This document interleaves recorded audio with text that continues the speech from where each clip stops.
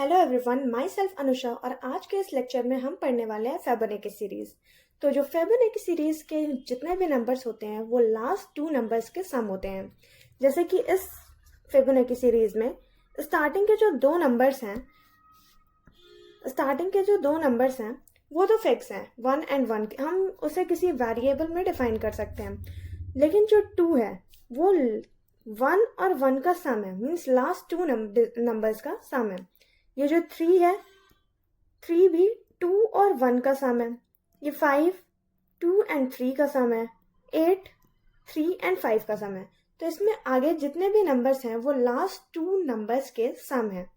तो अगर हम किसी वेरिएबल में a इज इक्वल टू 1, मतलब स्टार्टिंग के दो नंबर्स को हम पहले से ही डिफाइन कर देंगे, और जो नेक्स्ट नंबर होगा हम वो किसी वेरिएबल से, जैसे c is equal to a plus B, वो हम निकाल सकते हैं, फाइंड आउट कर सकते हैं लास्ट टू नंबर से।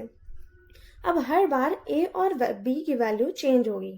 जैसे 2 के लिए 1 प्लस 1 है, देन 3 के लिए 1 प्लस 2 है, 5 के लिए 2 प्लस 3 है। तो यहाँ पे ये a की वैल्यू एंड b की वैल्यू, और ये हम c फाइंड आउट कर रहे हैं। तो जो a है उसकी वैल्यू क्या हो रही है, फर्स्ट टाइम में 1 है, देन सेकेंड टाइम में उसके आगे वैल्यू हो जा रही है, this is, and then means जो a की वैल्यू है वो जो b की वैल्यू थी वो असाइन हो जा रही है हर नेक्स्ट टाइम इटरेट करने पे, और जो b की वैल्यू है वो भी हर बार चेंज हो रही है। जो कि हमारा नया नंबर निकल रहा है वो b की वैल्यू बन जा रही है। मतलब कि हमें हर बार a को असाइन करना है b की वैल्यू, और b को असाइन करना है जो हम फाइंड आउट कर रहे हैं सम, c की वैल्यू।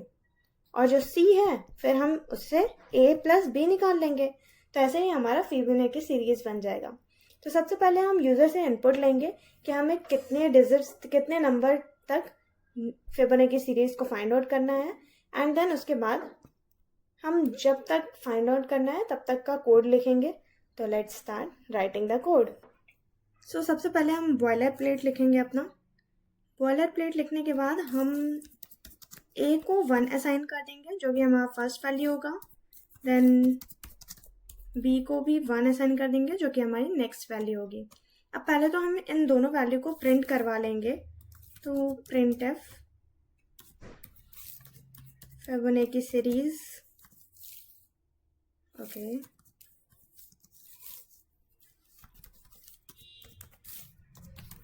सीरीज,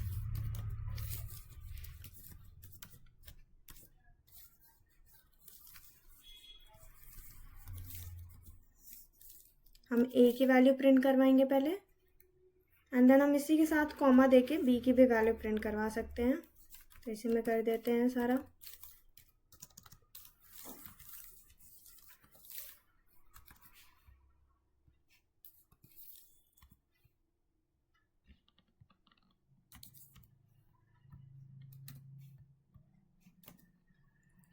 फिर हम लूप लिखेंगे कि हमें कितनी बार, मतलब पहले तो यूज़र से इनपुट लेंगे कि हमें कितने टर्म्स तक फिबोनाची सीरीज को प्रिंट करवाना है। तो let's take the input.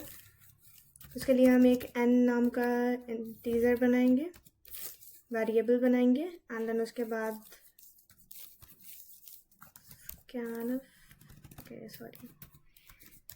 printf and the number, and then number को हम scanf से स्कैन करवा लेंगे, %d and n, and then हमारा दो नंबर्स तो प्रिंट हो चुके हैं। मतलब अगर हमें यूज़र 5 एंटर करता है, मतलब उसे 5 नंबर्स चाहिए, तो हमने दो नंबर्स को तो पहले प्रिंट करवा लिया है। तो हमें 3 4 और 5 सिर्फ 3 नंबर को प्रिंट करवाना है। तो हम स्टार्ट जो लूप करेंगे वो 2 से करेंगे।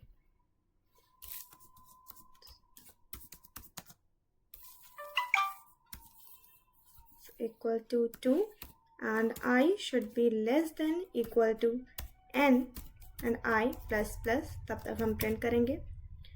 तो जो हमारा नेक्स्ट वैल्यू होगा वो int c is equal to a plus b, okay,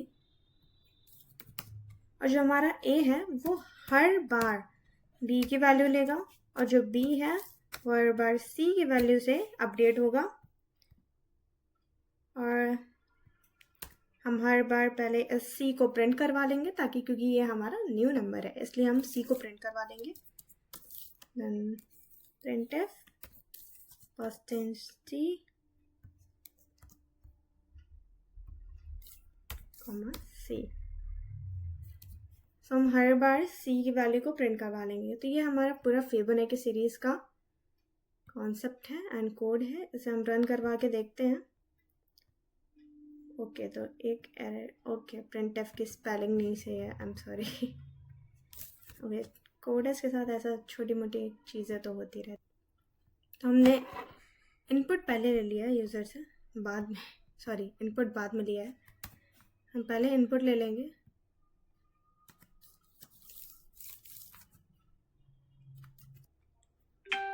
okay, सो हम एंटर करते हैं। अगर हमें 10 तक चाहिए तो ये देखिए यहाँ पे मैंने कॉमा लगाया था और ये सारे सीरीज़ के नंबर 10 तक प्रिंट हो गए हैं। सेम अगर हम एक और बार रन करें, हम जितने बार भी चाहिए हमें उतने बार मिल जाएगा। लाइक मैंने किया 20, तो ये 20 नंबर्स तक हमें फिबोनाची सीरीज़ ला के दे दिया।